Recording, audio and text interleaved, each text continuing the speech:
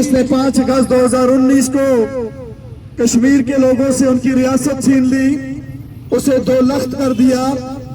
कश्मीर के लोगों के तमाम इंसानी हुकूक, मजहबी हुकूक, समाजी हुकूक पामाल कर दिए और 10 लाख फौज को वहां पे मुसल्लत करके लोगों को महसूर कर लिया एक जेल में।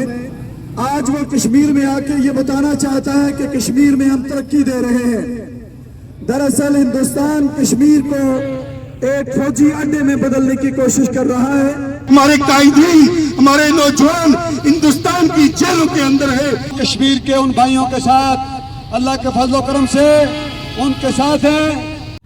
आज लाखों इंसानों का कातिल मोदी भारत का वज़ीर आज़म हमारे मकबूजा कश्मीर का दौरा करने जा रहा है। हम इस दौरे की मजम्मत करते हैं।